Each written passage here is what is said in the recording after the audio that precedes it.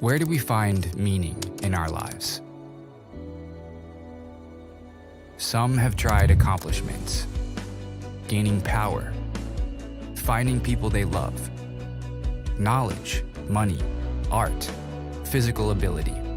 But with tragedy always around the corner, and the inevitable march we are all on to the end, as Christians we learn, apart from God, we gain nothing from all our toil. The author Solomon wants to help us think about the lives we are living while we're still living them, and where they are taking us. What's the point? Is there any meaning to life? If so, where do I find it? Through the book of Ecclesiastes, we will embark on the search for meaning in our lives with Jesus. And that search begins right now. Good morning, Lakeland family. Good to see you. Good morning, those of you at home. Look at the person next to you and say, thanks again for sitting next to me. Go ahead and do that. You might look at the person on the other side and say, your hair looks perfect today. Go ahead and do that. It's important our hair looks perfect at all times. I'm still having fun with this, so we haven't had a chance to meet. My name is Dan. I'm on staff here at Lakeland with a great staff team. I hope that you'll introduce yourself to me before you're gone today, but we want to welcome you. I'm not a structural engineer. I'm not an engineer, but I think it's probably a safe thing to say that it is an engineering faux pas, if you will, mistake to build anything of any value on a foundation that is not strong. Is that a fair thing to say? Classic example, Leaning Tower of Pisa, right, which was built years and years ago. It has a 4-degree incline because it was built on a sandy foundation. And the only reason it still stands is tons and tons of concrete and support that hold it up. Now, Gary Larson, that great social commentator from the far side, had a more provocative explanation for why the Leaning Tower of Pisa leans. This is what he said. In the 12th century, Pisa, Italy, the construction firm of Morelli and Sons, whose members were all afflicted with a genetic disorder in which the left leg was considerably shorter than the right, began work on a new tower. Maybe that's why it leans. The truth is, you build a tower on a bad foundation, and unless a lot of work is needed, eventually it's going to come down. Here's another example, true story. Ocean Towers condo was being constructed in Padre Island, Texas, in the 80s.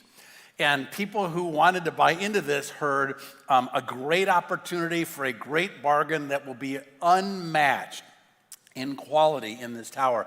Some of the largest rooms on the island, unmatched views, get in on the ground floor, if you will. They had raised $60 million 1980s dollars of folks who did this. Well, they started construction, but they got fairly far down the road, if we can go to the next slide, and they discovered there was a problem. And the problem was that part of the foundation had sunk 15 inches from where it started while it was under construction. That's a problem. Before the whole thing, ultimately, construction's halted, we're gonna fix it, better, stronger than ever. Well, 1986, indeed, the whole thing had to come down in one glorious explosion. And this explosion didn't just end this concrete structure. You can imagine how many life savings came down with it, and the reputations of the geologists and the structural engineers who had built it. The whole thing was a wreck. Now, if I could summarize the purpose of the book of Ecclesiastes in a visual, I would say that the Ocean Towers is a cautionary tale for us as people on the danger of building our lives on a bad foundation.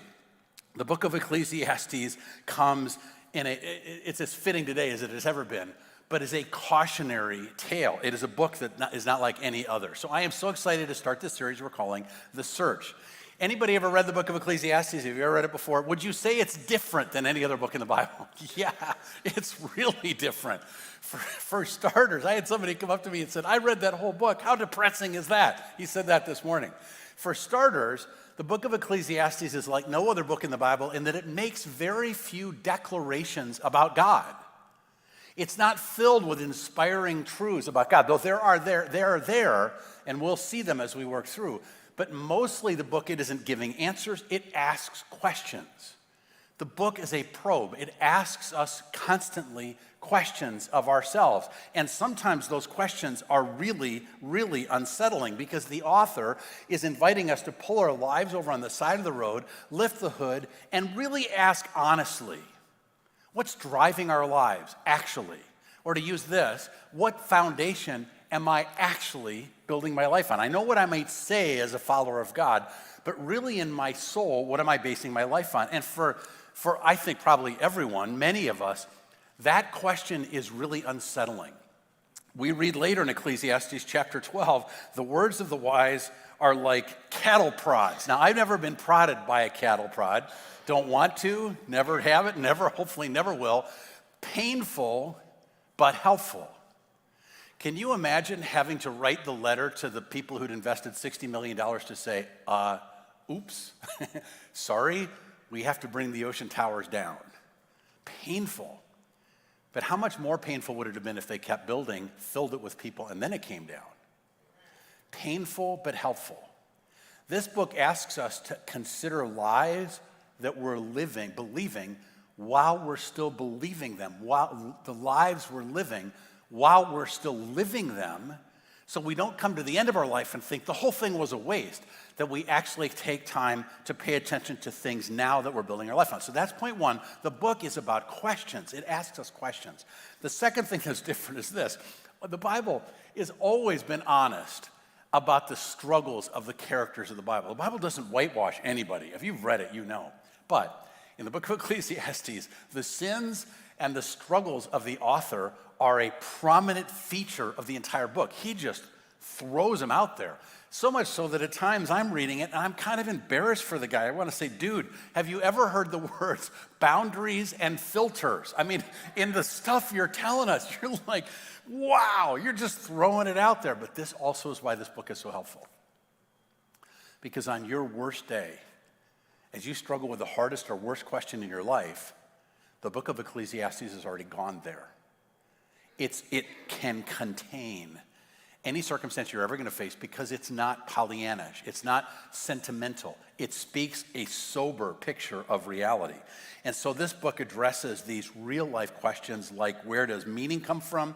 Where does it not come from? Why is there so much injustice in the world? Does God care at all? What's the point of why I'm living the life that I'm living? For this reason, if those are questions, if you've ever wondered, really, what is the point of this whole thing? There's no better place you can go than the book of Ecclesiastes. Herman Melville counted this, the author of Moby Dick, said this was his favorite book ever written in the world. He called it the truth, it was, I can't even read my reading, the truest of all books. And he said, the book of Ecclesiastes is it is the fire-hammered steel of woe. That's what Melvin saw at Melville.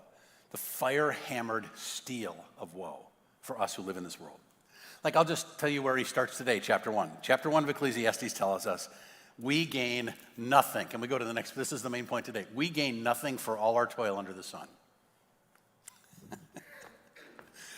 Nobody said amen in the first group either.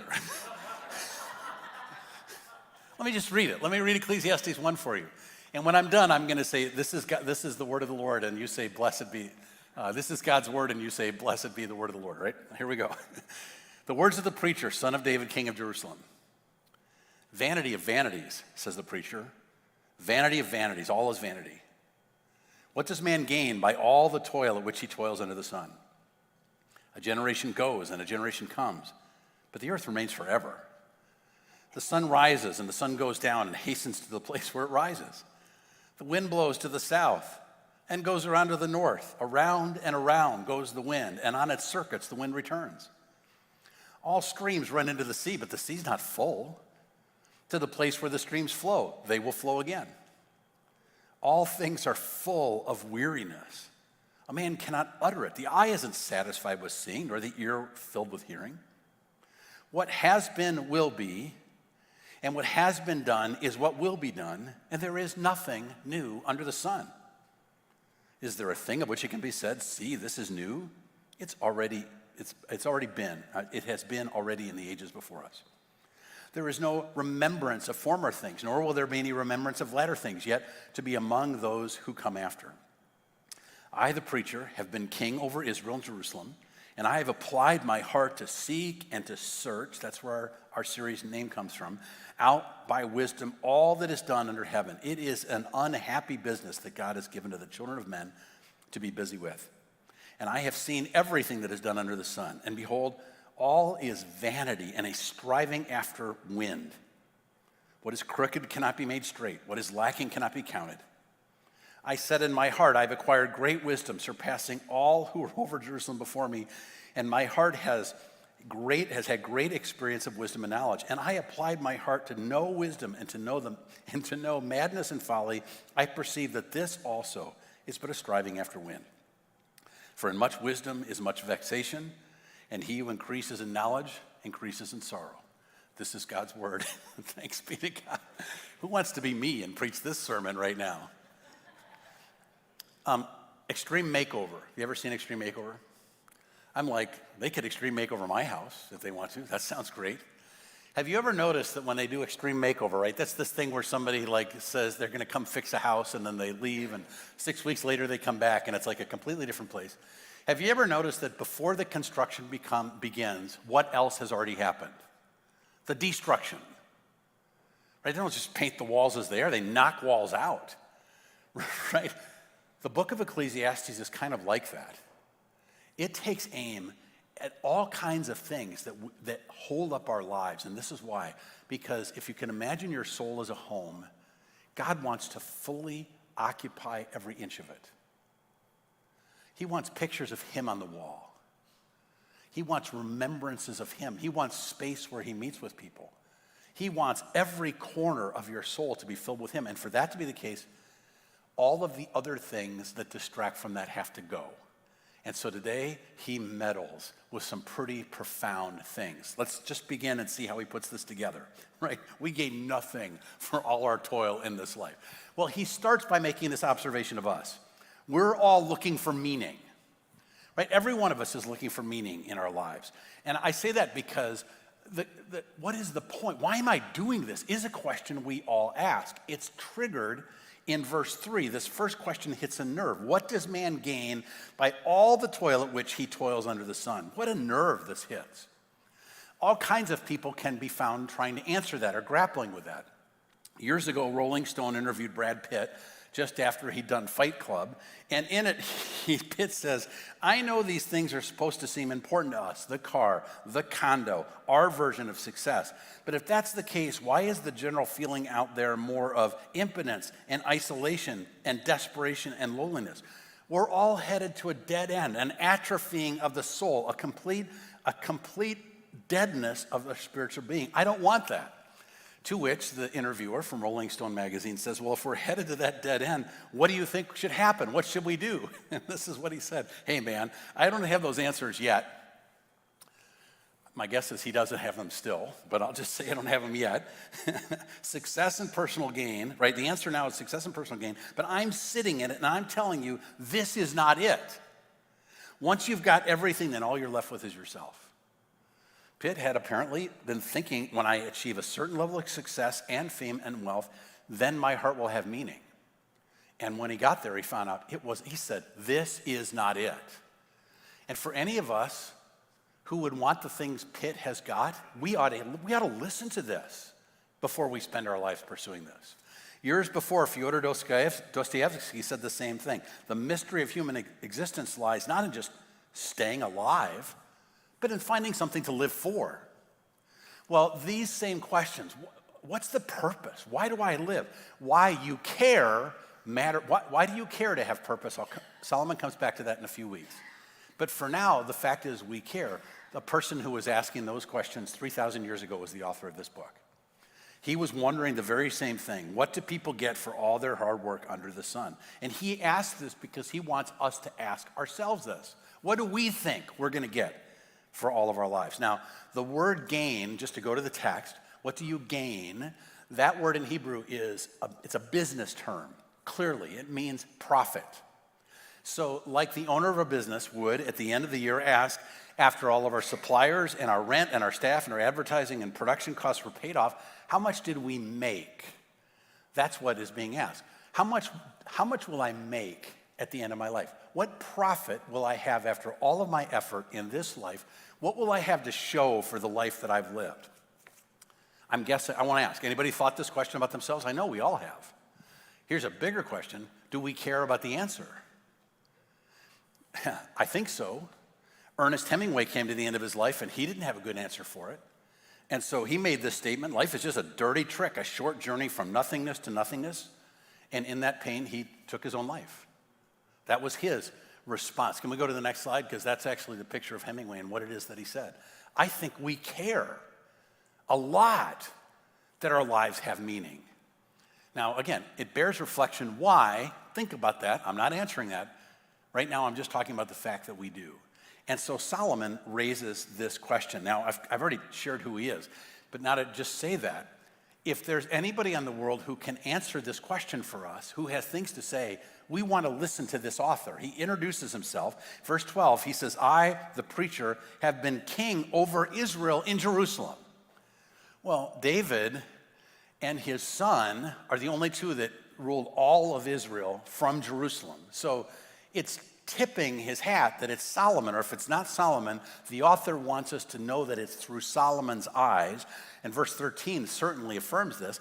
I applied my heart to seek and to search out by wisdom. I tried to be wise in answering this question.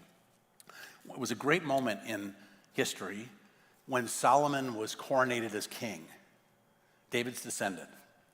Just before he was, God came to him and said in a dream, I'll give you anything. What would you like? And Solomon said, I want wisdom so that I can lead well this great people of yours, O God.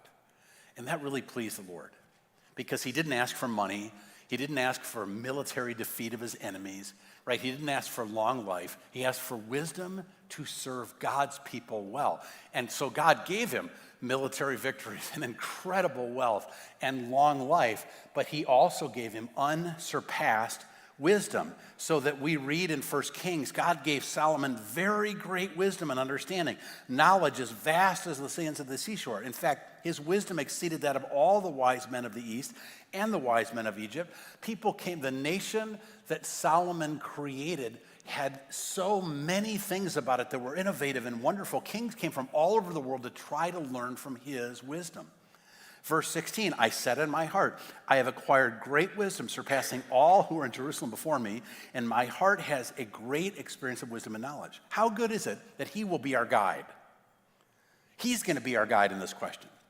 So verse 13, I applied my heart to seek and to search out by wisdom all that is done under the sun. So he notices we all desperately want to know that our lives matter. We desperately want to know that our lives have meaning. He sees this, and now he speaks into it, and I'm glad that it's Solomon. Here we go. This is the first half of the destruction process, because he goes on to say, we cannot find meaning in this life. Everyone wants to find meaning. No one can find meaning under the sun. It is an empty search. It is a search that'll bring you up without a satisfying answer. Verse 2, vanity of vanity, says the preacher, all is vanity. You know, Solomon comes to the end of his life, and he looks back at everything he's done, temple of the living God, Jerusalem, the palace of Jerusalem, having dollar for dollar created a nation that is the wealthiest nation in human history. How he did it is fascinating. I'll share some of those things in the days ahead. What he accomplished was unbelievable. And at the end of his life, he looked back and he said, this whole thing has been meaningless. It's meaningless. It's vanity. How could he say that? What does he mean? Well, let's start with vanity. What does the word vanity mean? The word vanity, it's important to him. The author is going to use it 38 times, including at the very beginning of the book and the very end of the book. The word vanity is the Hebrew word hevel, and it means vapor. So I have a hevel machine. That's what I have here, okay? I got this. And in case you're wondering what hevel is, this is what it is.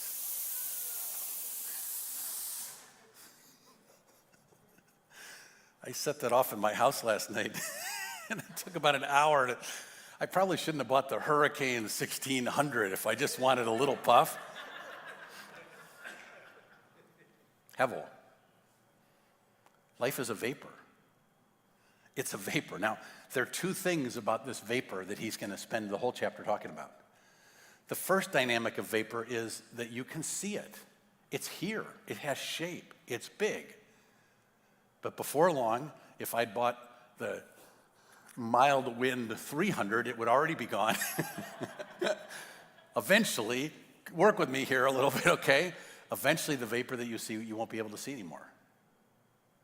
Solomon looked back on everything that he built and created, and he had enough foresight to know this. One day, it's going to be gone.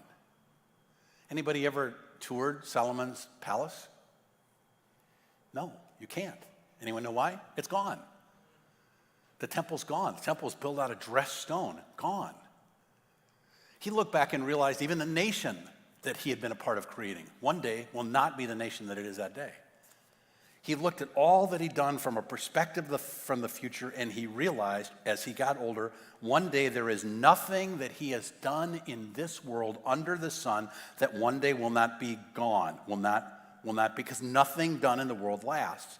And again, this realization hit him like a ton of bricks, as it should us.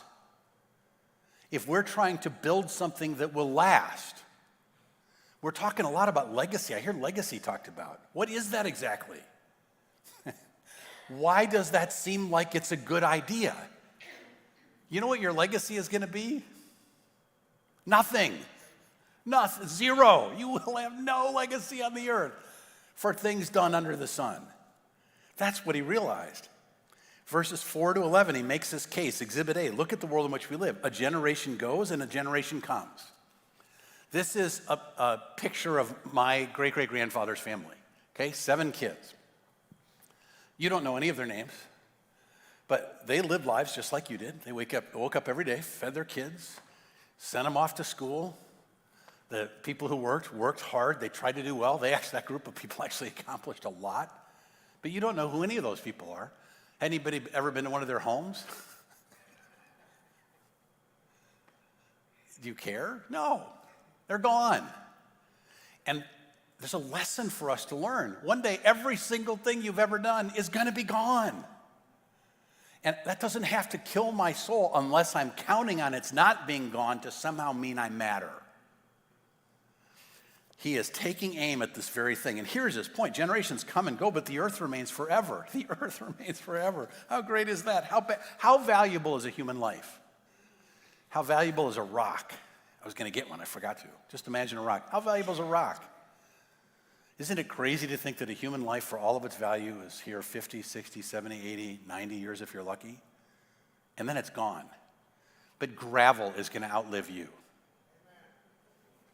Solomon's looking at rocks and thinking, long after I'm gone, they're still going to be here. So I haven't changed anything. He asked, look at the sun. Just consider the sun for a minute. The sun rises, it spends its entire day, the sun comes up and goes down and then spends the whole night hastening back to the first place where it started. Every morning the sun comes up, it traverses the sky, and the Hebrew word is then it pants to get back into place. And it has done this every single day for eons before Solomon lived, and will do it every single day for eons after Solomon is gone, and he hasn't changed anything. The wind blows south in the wintertime, and then it changes course and blows north in the summertime, back and forth and back and forth. Solomon's life hasn't changed that at all. The oceans, verse 8, the streams pour into the ocean, but the ocean never fills up. And somehow the streams that fill it never stop filling it. Nothing changes. Nothing I have done changes anything. And so he says in verse 8, like, this is just exhausting to think about. All of my work is going to be gone. I have zero motivation to do any more. It's kind of, if my life is only about the world that I see, what reason do I have? The earth remains forever. Go to verse 8. All things are full of weariness. A man cannot, he even goes on, exhibit B, human existence. A man cannot utter it. The eye is not satisfied with seeing. right? We see something we want and we get it. I got the iPhone 14. Not really, but just, I got it. But guess what? One day the iPhone 15 is going to come out. I'm never satisfied. The ear is never satisfied with hearing. If you try to give something to someone so they're satisfied, how depressing is it to know that they're going to like it for a little while and then they're not going to be fully happy? The human heart cannot be fully satisfied. And then he says in verse 9, what has been will be, and what is being done is what will be done. There are wars, and then they stop. And you know what happens after wars stop? Anyone know? They start up again. I preached this text 9 years ago. We were noting in the news 9 years ago this conflict that was happening in Europe, Eastern Europe. You know what it was? People were making land grabs in the Ukraine. 9 years ago, 9 years later, guess what's happening in that part of the world? More war. Really, humanity isn't getting better. Over and over and over again, history repeats itself. Yogi Berra said it's like deja vu all over again, right? Have you heard that joke? Do you believe in deja vu? Do you believe in deja vu? I love that joke. That's so good. There is nothing new under the sun, end of verse 9. You may get an iPhone 14 now, but how's it going to look compared to the iPhone 26 when it comes out? Is there a thing of which it can be said, see, this is new? It has already been in ages before us. We have not on the earth been able to invent anything that actually changes anything. We've not created anything that sustains the heart of people, that actually satisfies. We've done nothing to fix this dilemma. So verse 11, there is, and this is really something, there is no remembrance of former things, nor will there be any remembrance of latter things yet to be among us who come after. Not only does nothing that you build last, but it won't even be remembered. Goodness, 186 years ago, 1836, Milwaukee Avenue was staked out, and it crossed this other road called Grand Avenue, which connected McHenry to the port of Waukegan. So Milwaukee Avenue was going from Chicago up to Milwaukee. It was staked out by three guys. These three guys were Thomas McClure, Mark Noble, Richard Steele. I noticed no one wrote down their names. My guess is no one's going to go home and look them up on Google and get to know them. The only reason you heard them is because I went back in history and looked them up. You don't even care. There is nothing you and I have ever done or will do that eventually anyone will remember or care about. So when people raise the question, how will I be remembered?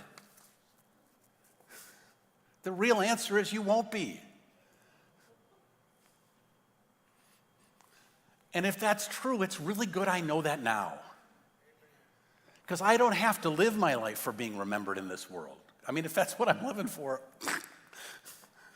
oh my goodness. Leonard Woolf, the British publisher and political theorist who helped form the Bloomsday Group, wrote 20 books on literature and politics and economics. Yet near the end of his life, he looked back and said, I see clearly that I have actually in my entire life achieved practically nothing. The world today and the history of the human anthill during these last 50 to 70 years would have been exactly the same if I had just played ping pong instead of sitting on committees writing books and memoranda. He comes to this, he says, I therefore have to make the ignominious confession that I must have in a long life ground through between 150 and 200,000 hours of perfectly useless work. If the only thing you're living for is the world that you can see, that is exactly true. Goodness, what a terrible thing to get to the end of your life. So yes, we want to launch our kids well, and yes, we want to care for our parents and be good employees and good family members, but we have to know 187 years from now, they're all going to be gone too, and no one's going to remember them either. And that's what life under the sun is like.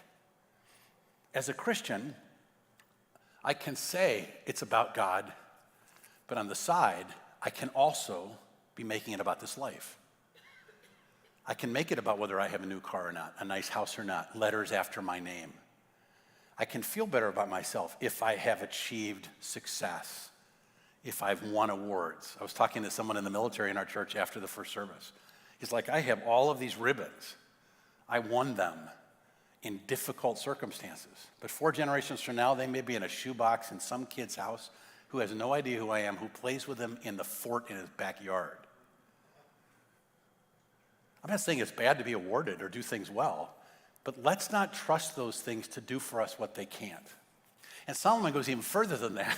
Gosh, enough already. No, I'm not done. I'm not done. He goes on to also share. And by the way, the life that we're living is a bad business. Verse 13, he says, it's an unhappy business that God has given to the children of men to be busy with. There's a burden to living in this world. Things don't go well. Things break. And the word burden there, it comes from the root of the Hebrew ra, which means evil. And so it's not just that there's a hardness to life in this world. There's a badness to life in this world. It's hard. There are things that are challenging. Verse 14, I have seen everything that is done under the sun. Behold, it is all vanity and a striving after the wind. This is why David Thoreau would say the mass of men, Thoreau's not a Christian. Can we go to the next slide? But he says the mass of men really live lives of quiet desperation, yearning for what they can't find, not finding it in the world, and having that compounded by the difficulty of the world in which we're living. And so that leads to the second part of what hevel means in Solomon's. Aren't you glad you sat right there in the front? Not only does this not last, you see it, but when you try to grab it, there's nothing to grab. We're looking for things that matter. We're looking for substance, right? We have this innate sense of wanting something that matters. The things that we can achieve in this world, they look like they'll provide it. And Brad Pitt's one who says, yeah, no. It has no substance. Solomon is builder of one of the greatest nations in the world, and yet he looks back and he says, there was nothing that ultimately satisfied my soul in these things. Some might say, well, okay, I've never really tried to accomplish things and have a great name. I just wanted to make the world a better place. That's what I did. I've just tried to leave the world better than I found it. And Solomon says, really, how's that going for you? Verse 15, what is crooked cannot be made straight, and what is lacking cannot be counted. People are not getting better. The human race, we killed more people last century in wars than all of the other centuries combined. Right? And I'm not saying kindnesses have no value. I'm just saying in the end of the day, it doesn't ultimately change anything, apparently, in this life. Verse 17, he goes on, I applied my heart to know wisdom and to know madness and folly.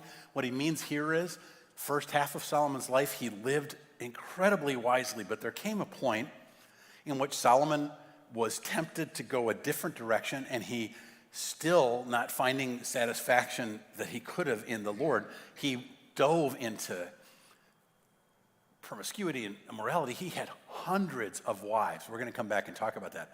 Hundreds. And married some who worshiped other gods and started worshiping other gods and polluted the world. The king that built the temple polluted the worship of God's people. He threw himself into hedonism, just any pleasure I could find. He said, I applied my heart to know wisdom and to know madness and folly, because maybe there, in immediate physical pleasure, I find what my heart's looking for. And he said in the end, the whole thing was just a striving after the wind. It was just a striving after the wind. So verse 18, for in much wisdom, I wanted to be wise, but in much wisdom is much vexation. And he who increases knowledge increases sorrow. My guess is that Ecclesiastes 1:18 is not the scripture over any institution of higher learning. You haven't got it yet, why that's so funny. No college has said, in much wisdom is much vexation. No seminary has said, he who increases knowledge increases sorrow. But the truth is, as Solomon sought the wisdom of the world in which we're living, it didn't put him in a better place. Brad Pitt says, I don't know the answer yet, as if he will ultimately know the answer that's satisfying. And he won't, if you only look in the world. So this is Solomon's destructive phase, if you will. It's his pointing out things that are in our soul. And I'm just telling you, if his questions bother you, if it bothers you, that one day no one will remember you or anything you've ever done or care. If that bothers you, it's because it's in you. Wouldn't bother you if you didn't. Wouldn't bother you if you were actually living for another life. So how helpful to see it and know that it's there. Now, you might say, thanks, Dan. Is this the end? That's where the chapter ends. This has been a hoot. Wow, do I feel depressed? Is there actually a positive? And the answer is yeah. But you don't get the value of the positive if you don't see what's wrong. So this book is going to do a lot of it. There is hope in this chapter, and you have to look to see it, but then you see it, and it points to something else that's coming. We can find meaning. He's not saying, don't build your life on a bad foundation. That doesn't mean there isn't a good foundation you can build your life on. He's not saying that. He's just saying don't build it on a bad one. And so the promise that he makes here is there is actually the meaning you seek. You can find it, but you don't find it looking where you've been looking. Why do I say that? Back in verse 13, verse 3, this is important. When Solomon warns us we cannot find meaning for our lives, he qualifies it. Can we go to the next slide? He qualifies it by saying, what does a man gain for all of the toil with which he toils under the sun? Well, what's that mean, under the sun? And it means, anyone know what it means? Under the sun. If you look to anything upon which the light of the sun shines as the final reason that you're going to find meaning, you are not going to find it. But the astute reader reads that and says, oh, hold on just a second. Under the sun, is it possible for me to look over the sun? Is it possible for me to look beyond the world that I can see to the world I can't see? Is it possible for me today to live for tomorrow, if you will, for an eternity?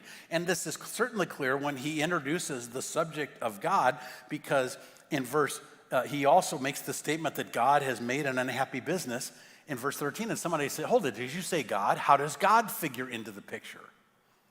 See, life is meaningless if God isn't in the equation.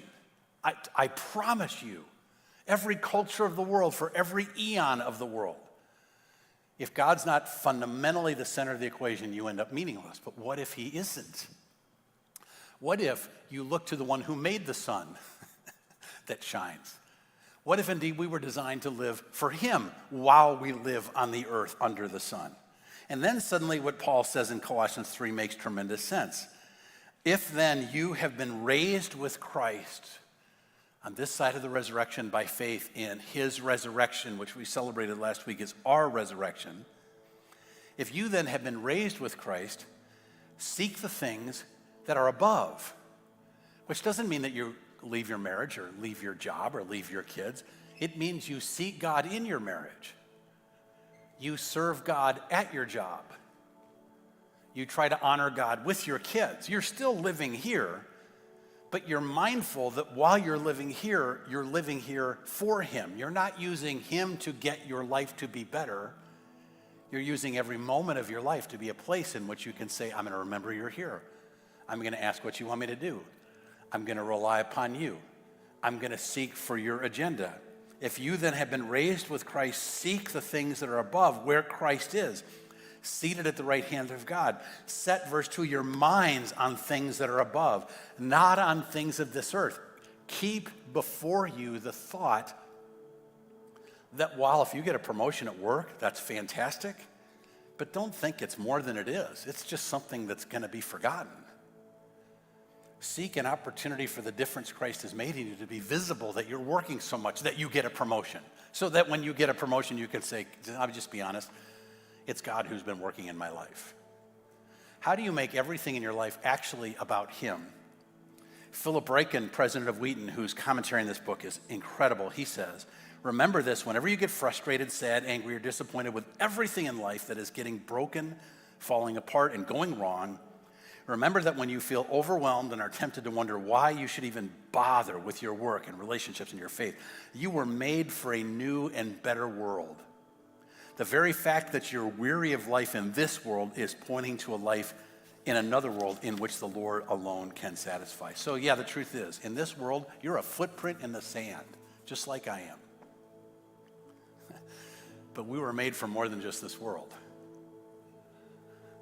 When you're in my line of work, that means things like, I love what it is that Zinzendorf said, preach the gospel, be forgotten, die. That's actually a great way to live your life. Man, praise be to God. So how do we respond to this? A couple things. I want to encourage you to take some time this week, probably today, right now, think, when could I get 30 to 60 minutes? I want to encourage you to take out Ecclesiastes 1 and read it. I want to encourage you to notice if anything that he says bothers you. Does it bother you that long after you're gone, the sun is going to still be, that rocks, gravel is going to live longer than you in this life? At least in this world? Is there anything about it that bothers you? Write it down. Look under the hood and ask, really, what's driving your life? If I just get this, then I'll be happy. Write those things down.